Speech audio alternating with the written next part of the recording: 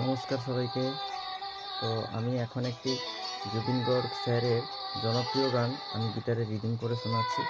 তো উনি তো সবাইকে ছেড়ে চলে গেছেন।